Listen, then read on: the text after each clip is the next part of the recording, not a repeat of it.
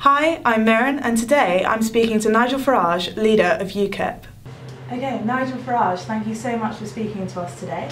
I wanted to start by asking, the City of London and financial trade makes up 10% of our trade and services making up 75% of our GDP. Obviously Ukip advocates withdrawal from the EU. What do you think the effect of that is going to be on the City of London? Think of Hong Kong. China next to it, Hong Kong, the little country on the edge of it that has boomed in the last 50 years. Stuck inside the European Union, our City of London has no future at all. Just one directive in 2009, the AIFD directive, which was designed to attack hedge funds, has led to 1 in 4 hedge funds leaving London. I completely take that point, but 90% of London's financial institutions said they wanted to remain within the EU. No. What we've got are a few big banks and Goldman Sachs's defending the status quo, doing in effect the political bidding of the establishment of this country.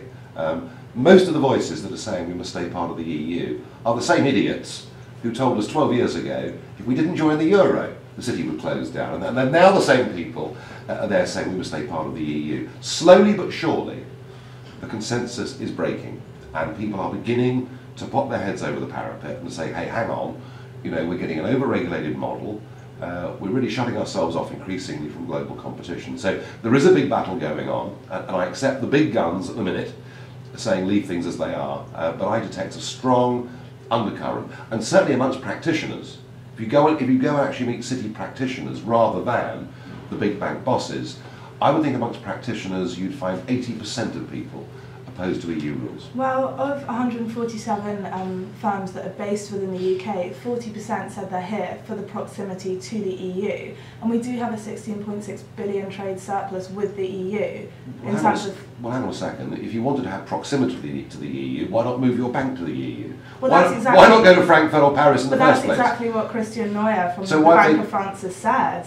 And the worry is that if the EU's financial centre was to go into the EU, then we're going to suffer. We're going to lose that 16.6 billion Exactly the same argument that was made. If we don't join the euro, the city will lose all its business. And what's happened since we didn't join the euro is, in fact, our percentage of overall EU financial services has risen. The EU, in terms of financial services, is a little backwater. It's no more than a fifth of the overseas business that we do. London has become a booming success. I've got that the EU is 52% of our trade in goods and services. Well, again, that is a false figure that was given for everything that we do, right? But of course, it's got within it the nonsense of Rotterdam. When I worked in the city, right? Yes. If we sold copper warrants somewhere around the world, but we transshipped them through Rotterdam, that would show as European trade. It wasn't European trade at all. What about the fact that Honda, which is Japanese owned, Jaguar Land Rover, which is Indian owned, they are based here, and they said it's because of access to the EU. We're obviously English. Jaguar Land Rover sell far more cars that are manufactured in Britain outside the EU than they sold to the EU. And last year, for the first time, we saw the number of cars manufactured in Britain sold abroad. The majority now is not sold to the EU, it's sold to the rest of the world. The growth markets are India, China, and places like that. And this, of course, is based on a completely false premise. We do business with India and China without being in a political union with them.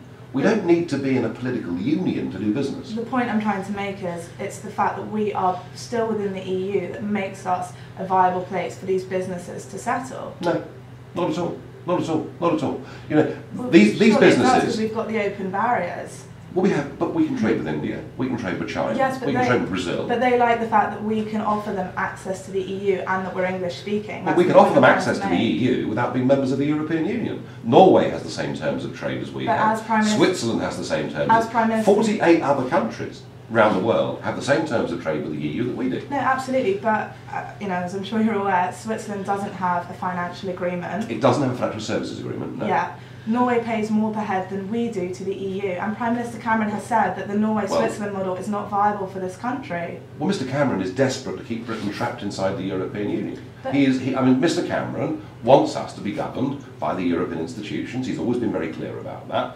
And he says we mustn't become like Norway. That is laughable. Let's just remember that actually Norway, who is a member of the single market, yeah, absolutely. Norway sell genuinely sell over 75% of their goods overseas to EU countries. So the EU to Norway is a vital marketplace. For Britain, the figure's about 40%, but falling every single year. And I'm not saying that doing trade with Europe's not important, but it's far less important than having the right trade relationships with the rest of the world. But the point I'm trying to make is that the rest of the world likes the fact that we are still an EU member. The USA has said that they want Britain to remain within the EU. I'm not saying we have to listen to them. No, well, the Americans said we should fight the Vietnam War. But luckily we said no. The Americans wanted us to bomb Syria. Mercifully we didn't do so. I don't think that's the Americans took us to war in Afghanistan. You know, just because Uncle Sam says jump, we do not need to say how high. It's not just Uncle Sam, it's Japan, it's India, all things. Japan, how interesting. Did you know that Switzerland has a free trade deal with Japan? A free trade deal with Japan. A growing level of business that goes on between Switzerland and Japan.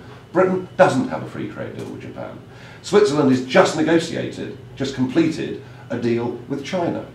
Iceland, a country of 300,000 people, has just negotiated a trade deal with China. Okay. We cannot do any of those things. We're discussing, if we talk about Norway and Switzerland, because you have mentioned them, Norway and Switzerland both have to contribute to the EU but have no say in how the laws are made. Had you noticed how rich they are? Had you noticed that Norway are allowed to catch their own fish?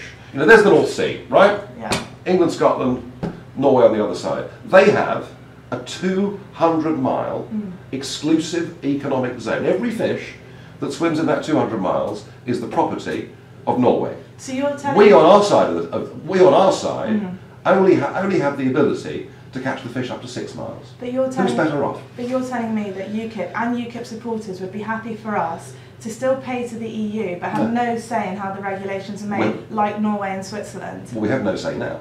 But we have, I mean, we still have the power to affect decisions. Well, we have an 8% vote. We have more than Norway and Switzerland do. That's the point I'm saying. They're outside looking in. At least we are on the inside. Switzerland are not a member of the single market. Switzerland are not subject to EU law.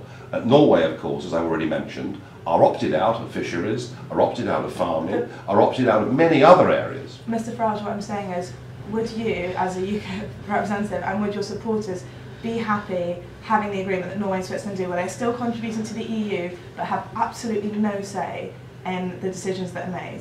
Well, we have almost no. We have no say. I'm just asking the question. We have no say. UKIP supporters would feel? We have no say in American legislation. None at all. Well, and yet we do. And yet we do a lot of business with America, right? We do a lot of business all over the world without having any say over their laws. Would UKIP supporters be happy with that agreement?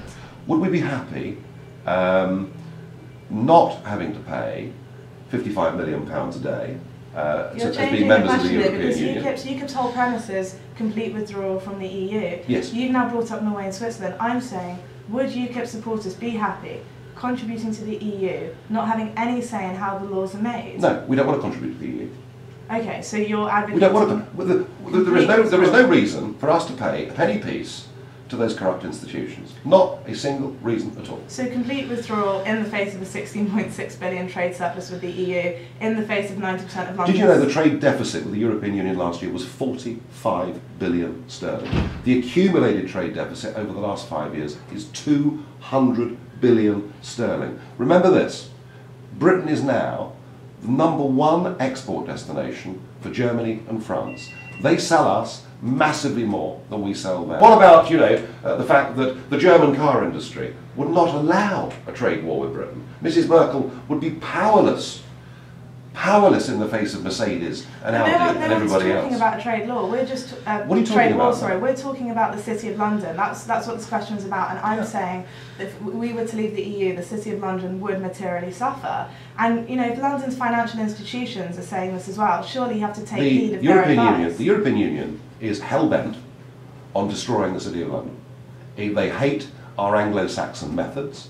They have managed to scapegoat the bond crisis that we've had between North and South of Europe on the evil Anglo-Saxon speculators in New York and London. Now, of course, it's complete rubbish. The fact is the euro is a misconstruction. But what I see every month in Strasbourg is a narrative that actually deliberately and willfully wants to damage the City of London, and it is doing so through legislation.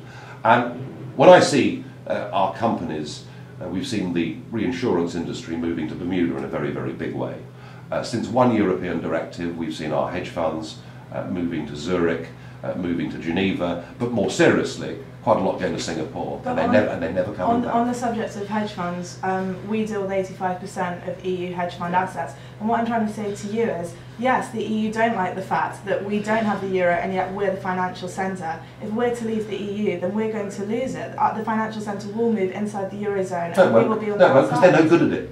They're no good at it. They're no good at it. It doesn't matter how hard they try. In Paris and Frankfurt, they're not good at it. But if we leave the EU, the financial centre for the EU will have to move somewhere else. We're going to lose that 16.6 billion. If the financial centre leaves the EU, it'll go to Singapore. It'll go to Singapore. It will not go. We will not lose that business to Paris and Frankfurt. I'm not. But there is a very real danger that London will lose its preeminent position and be overtaken by Singapore. And the only way we're going to cope with that is to be competitive and to adopt a global approach, both things the EU will not allow the City of London to do. Well, the EU is negotiating a trade agreement with America at the moment. Why would we not want to be a Yeah, we could have done that 20 years ago. We could have done that 20 years ago, on our own. If you're a flexible, capable, adaptable nation, as Switzerland and Iceland have proved, you can negotiate trade deals far more easily than being part of this huge bloc where one unelected Dutchman decides what Britain's trade policy is. It is a nonsense in the 21st century to be stuck in a 19th century customs union model. Okay, I want to go on to talk about immigration. A statement on your website said that 1 million immigrants will enter the UK every 4 to 5 years. And I wanted to ask, do you stand by that statement? Well, that's an underestimate. That's much too low. You think it's an underestimate because the latest figures. Much too low, the latest figures from the ONS. This is ONS 2012. Net migration was 176,000 in 2012, of which 82,000 came from the EU. And then from that 82,000, 17,000 were here to study. I mean, where are you getting 1 million from? 497,000 people settled in Britain last year. Yeah, down from 566,000 last Wow! What a victory! Isn't that terrific? But we're talking about net migration, Mr. Farage. Well, no, I'm talking about gross migration. Well, because net migration. 21,000 left. Yeah, I know. Which actually highlights some of the problems that we have in the country as well, doesn't it? But it's so misleading to talk about gross migration. How many have come in the last 10 years? I don't have the figures for 4 million. And how many left? 4 million. 4 million. What was the net migration over the last 10 years? We've had about, over 2 million. Of 2 million British people have left because they've had enough and they want the sunshine or whatever it may be. I mean, it's not just British people that are leaving. Plenty of EU citizens leave as well. 74,000 EU citizens, that excludes British citizens, left in 2012. Well, 74,000. Some leave, but a lot more come. If you go to, if you historically, and by historically I mean post-war, look at immigration, right? So, what did Britain do in 1950? It said, look, we owe quite a big debt to the old empire. Yeah. 2 world wars, very strong links and bonds, and we opened up the doors. Windrush famously is where it starts, and we go through a period of the 50s, 60s, 70s, 80s, and 90s, where we have immigration to Britain coming predominantly from the Commonwealth, running at 30 to 50,000 people a year, right? And that goes on for 50 years, and that's the number that comes into Britain. Now it's 500,000 a year. But you're still talking about gross migration. Of course. I'm talking about net migration. Net migration of 176,000, of which 82,000 came from the EU. Of that 82,000, 17,000 were here to study. That leaves us with 65,000 EU migrants. Well, what we do know is that when we opened the doors irresponsibly in 2004, about 800,000 came in the first 2 years. Right? That's what we know for a fact. Not all of them stayed forever, but most did. And what we're on the verge of, on the 1st of January next year, is repeating the process. Albeit, the populations involved are a bit smaller than the previous ones. But we still are opening the door to another 29 million people on the 1st of January next year. Mr. Farage, that is a very misleading figure because 29 million is the entire population of Romania Exactly. and Bulgaria. And we're saying to every single one of the 29 million, if you want to come, you can. But the population of Poland is 39 million, and then there were 7 other countries that had access when they did. We're now talking about 29 million, and Romania and Bulgaria. Romania, I think, has ranked the UK as the 11th most popular place to migrate to. Bulgarians would avoid the UK. their language commonalities with Spain and Italy. There is no rationale for thinking that we're going to have a mass exodus. How good do you think the economics of Spain and Italy are? I don't think they're good at all. But in Bulgaria and Romania, they've got increasing GDPs, rising growth. Have you been there? They've got labour and skill shortages. Have you been there? I'm going by figures from the OECD and the World Bank. I've been there. Have you any idea? Have you any idea how the 4, maybe even 5 million Roma people are treated in Romania and Bulgaria? Yes, I do. I've read about it. I've been to both countries and I've seen it. And we talk in Britain about social exclusion. We haven't got a clue.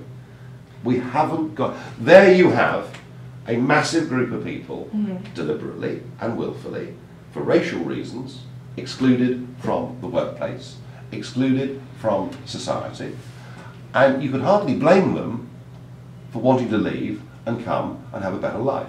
We've already seen 1 million Romanians leave over the last few years, and most of them, you're quite right, for linguistic reasons, have gone to Italy. But the point is that the southern Eurozone is now in such a mess.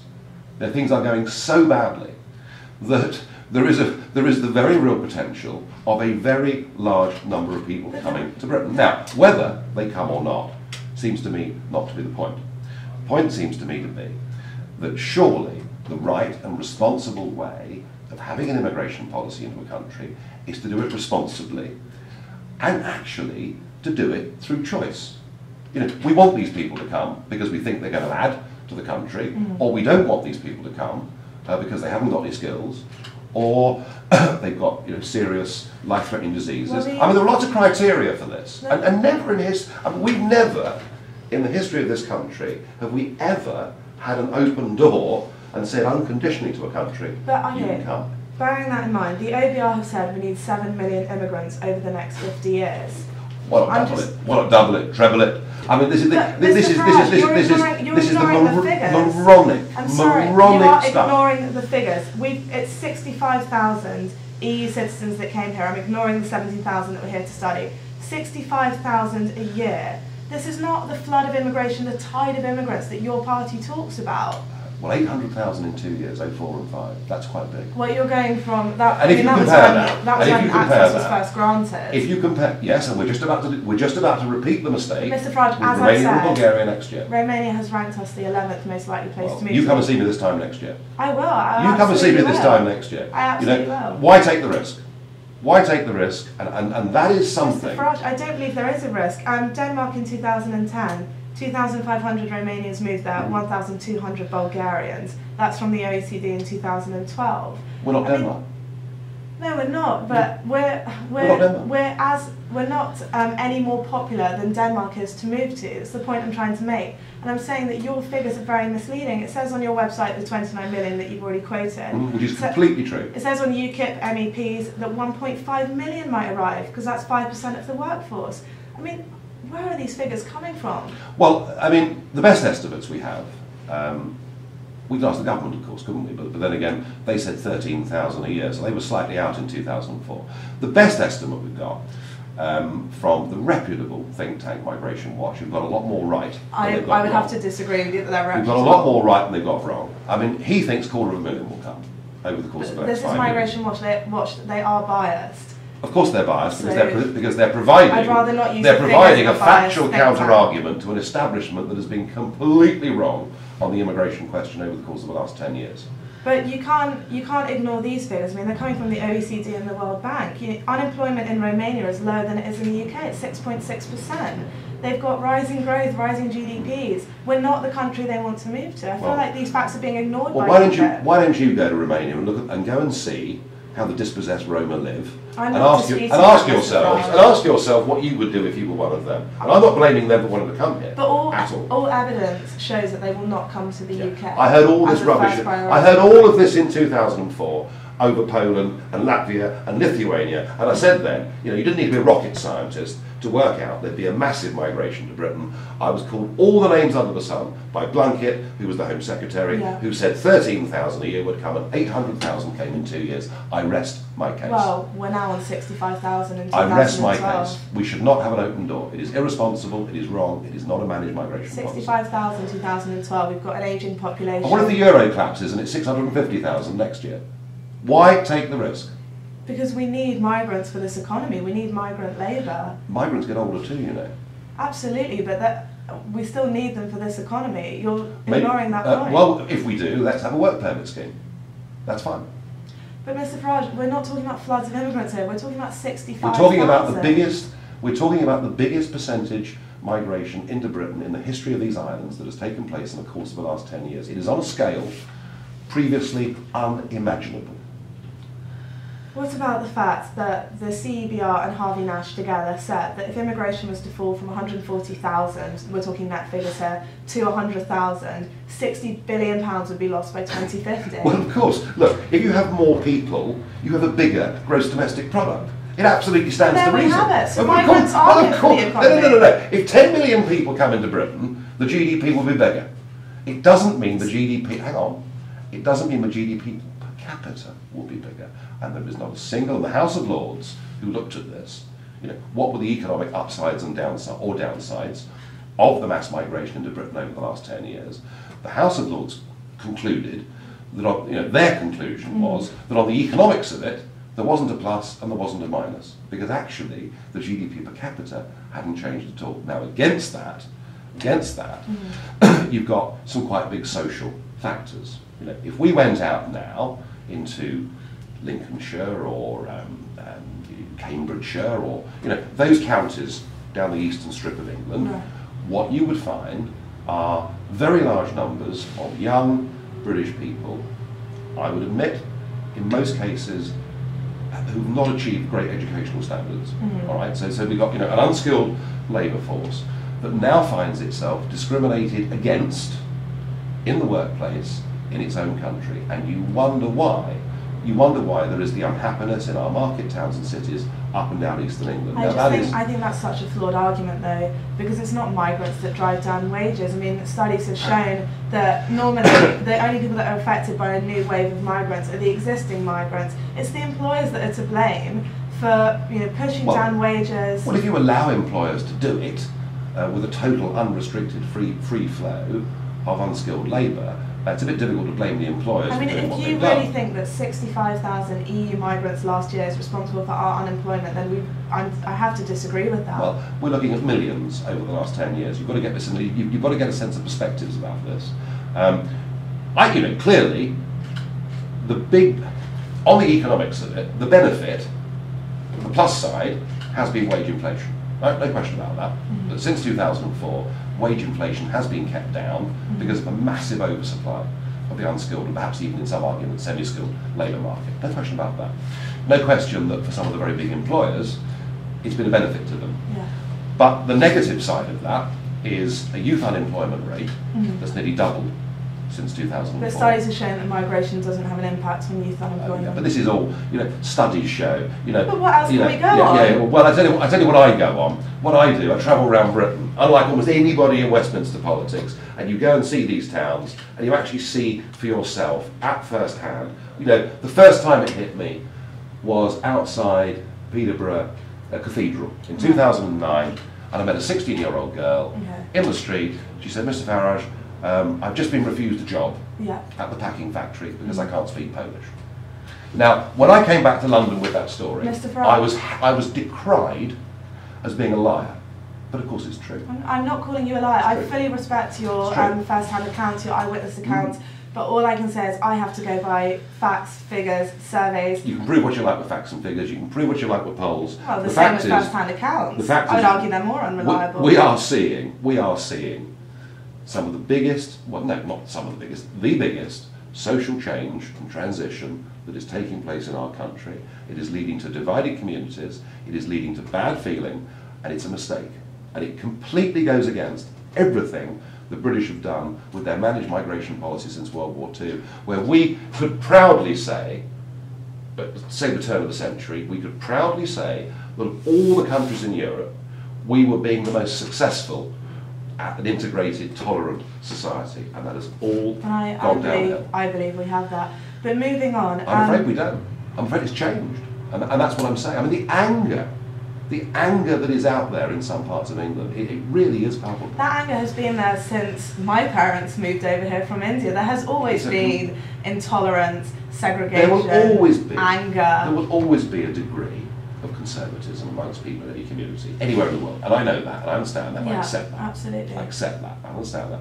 What I'm saying to you is that what has happened in the last 10 years is on a scale that is well, tenfold to anything that ever happened before. And there is now a very real problem. Okay, well, I mean, my figures beg to differ, but moving on. Now that the government have legalised gay marriage but exempted religious institutions unless they choose to opt in, where does UKIP's opposition lie now? Good question. The government have said that, yes. But of course what they haven't said, and what they don't know, and nor do I and nor do you, is where does the European Court of Human Rights fit into it? I'll tell you why. I'll tell you why. Quite simple. A registry office is a state institution. Absolutely. Okay? Yeah. And that state institution has the ability, the power, to marry somebody. Yeah. It issue a certificate, and it now has the ability to do that for gay people. Okay?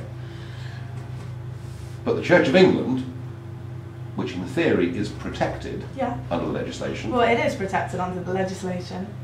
Yeah, but the legislation is meaningless because the Church of England is also a state registered body because we have an established church in this country, and if and when, it's probably been lodged already, but if and when someone goes to Strasbourg, and remember that British legislation is not the highest legislation in the land. No. You know, European law trumps British law.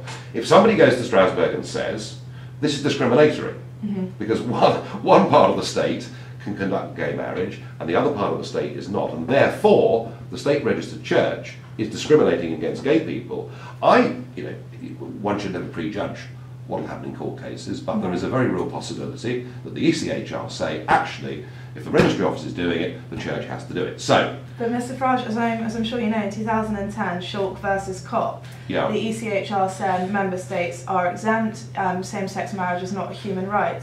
Article 9 of the ECHR says freedom of religion, freedom to manifest your religion, and finally, 20th of March 2012, the ECHR said again, it's not a human right, same-sex marriage, it's a member state's choice. But you have to understand that the ECHR, the EU, right, has one rule, and that rule must apply. But the ECHR hang on. Well, I agree with that. Okay. It is very, actually it's much closer than you think. So the EU has one rule for 28 states, and we all have to obey, right? That's how the EU works. Yeah.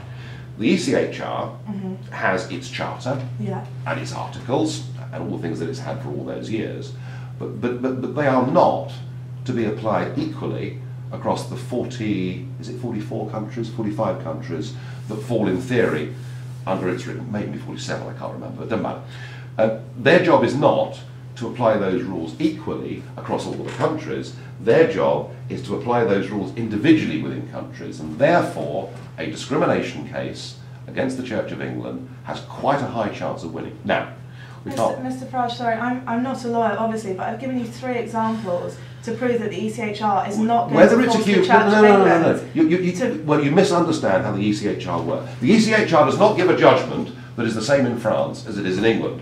The ECHR looks at countries on an individual basis, and if they think, their judges think, that this is a discriminatory case, we finish up with the Church of England being forced to conduct gay marriage. Now, that's the big risk that overhangs all of this, and don't think I haven't taken some serious legal advice and opinion on this. That risk is there.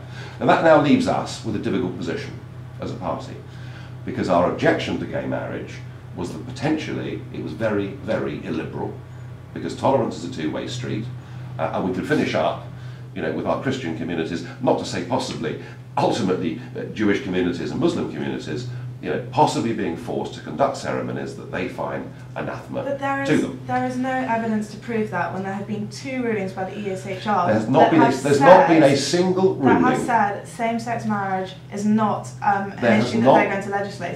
There is not, but that's not the point, is it? The point is there has not yet been a British case. And the ECHR will judge it in Britain now that we have the gay marriage legislation in place. We've had no case that has come before the judges yet. So we don't know what will happen, but that risk is there.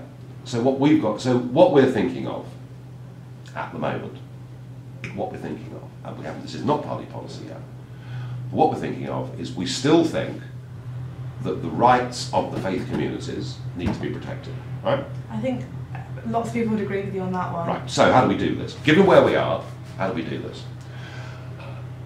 One of the things we're looking at is possibly saying that to be married, for the term married to mean anything in this country, we will all have to go through a registry office service. Okay. At the moment, you can either get married in a registry office or you can get married in church. I mean, that's how things are. And our feeling is that the way that we give the faith groups protection is we make everybody get married in a registry office. But you're ignoring the fact that faith groups are protected. They're protected by the ECHR and by this legislation. They are not protected there by is the no They are not protected by the legislation. There is no such thing as protection under UK legislation. UK legislation isn't worth a light. Well, in 2000... because there are two courts in Europe that can overrule you. So let's see. So that's what we're thinking of doing. We are thinking of maybe redefining where marriage is conducted in order to give protection to those faith groups. It's work in progress. Okay, I mean, I have to say that does seem very unnecessary. I wanted to ask... you see, but we've lost so many cases at the ECHR on a range of issues. In 2004 they said you have to offer votes for prisoners, and we still haven't done it. I wouldn't say we're facing some big fines.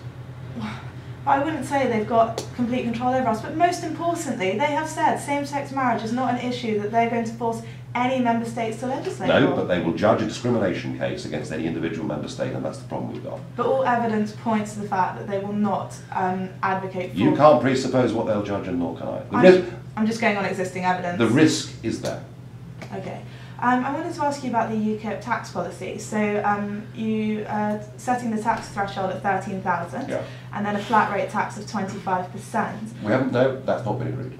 It's what's on your website. It's not been agreed. It's a discussion document. It's not. It's a discussion document. It's not agreed policy. What is agreed policy is no tax on minimum wage. That's been an ambition of ours for a very, very long time.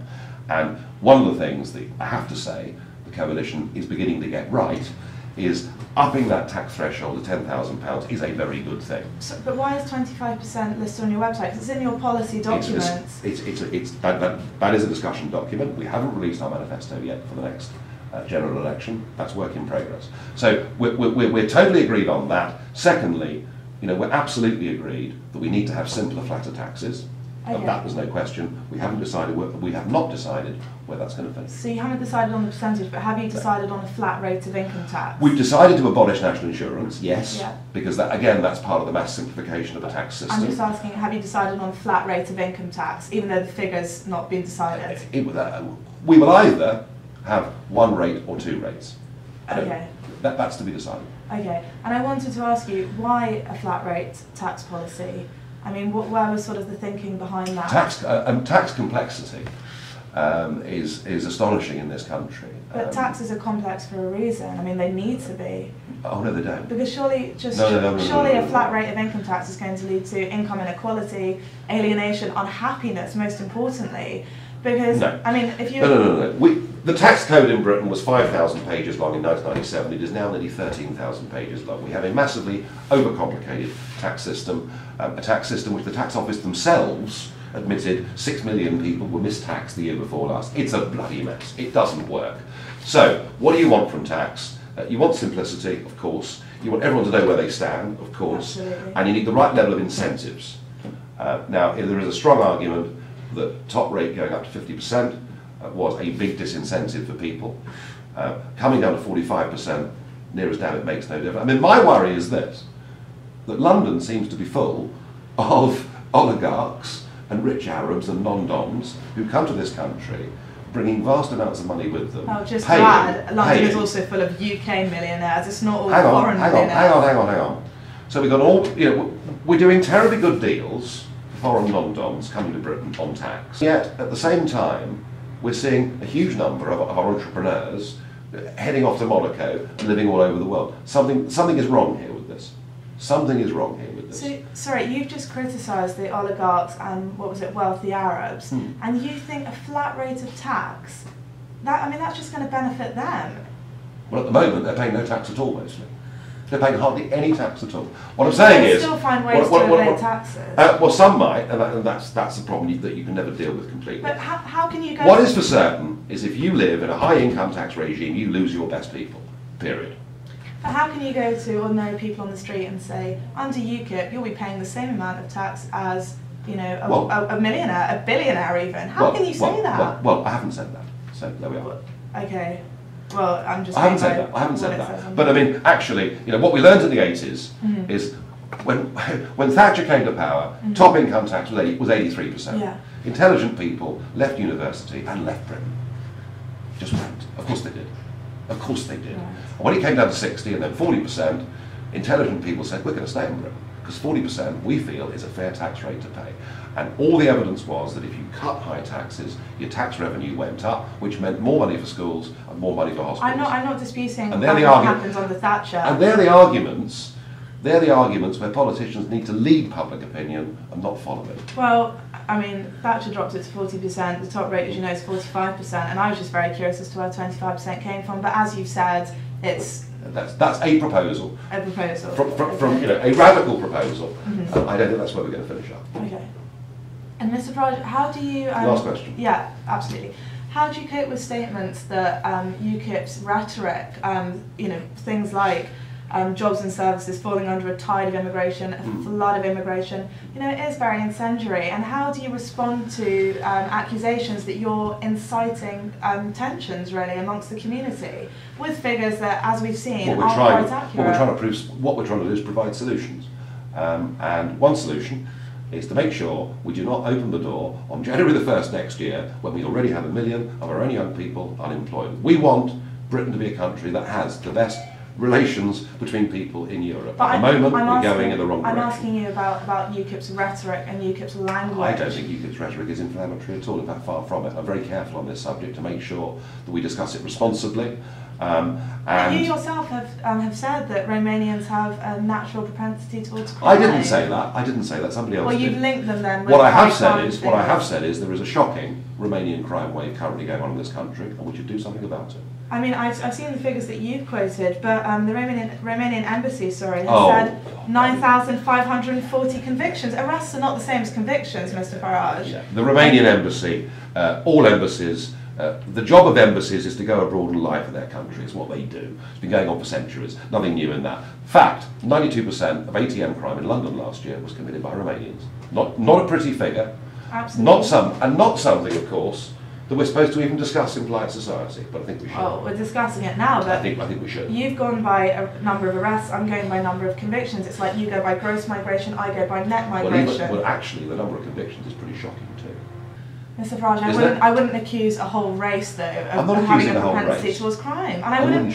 But when you're talking about Romanians, you're always bringing up these crime statistics. We've got 2,000 Romanian doctors living here, some of whom have faced racial assaults because of this kind of rhetoric. You have to take some responsibility. What about the ordinary British people that get banged over the head every night and mugged? Every night. What about them? What about them? So we're now saying that everyone in Britain is under threat from a Romanian. Not unless you live in the centre of London, no. Mr. Farage, what about the fact we've got Romanians who are working here, the 2,000 doctors who are facing racial assault, racial abuse, because in part of UKIP's rhetoric?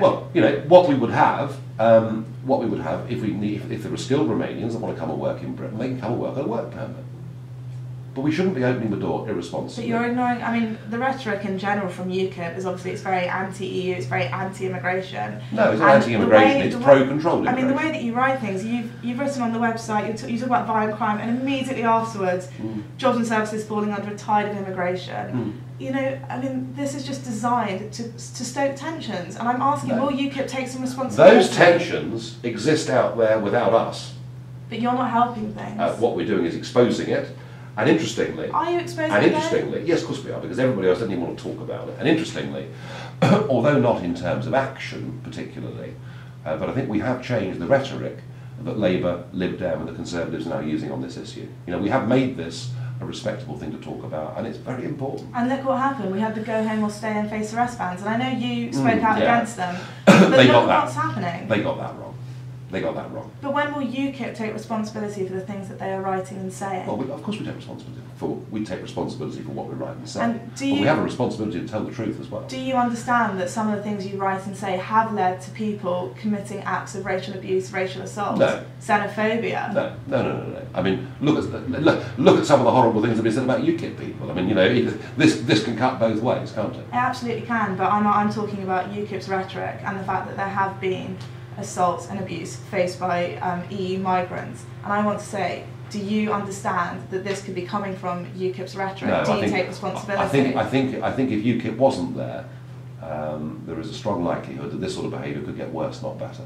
Because if we go on with a completely unmanaged, irresponsible system, I can promise you, particularly going through those towns and cities in eastern England, we have a real social problem out there. The way that I see it, if you're going to write things like 1 million immigrants over the next 4 to 5 years, talking about tides and You're quite floods, right, we should have said 2 million, I agree with you. 1 million is, don't agree. 1 million is nowhere near enough, and I'm with you on that, certainly. Okay, well, I think we'll have to agree to disagree. All right, okay. But thank you very much for Thank you. speaking to us. Thank you. You come and see me this time next year. I will. You come and see me this time next year. I absolutely will. Why take the risk? Why take the risk? And that is something. Mr. Farage, I don't believe there is a risk.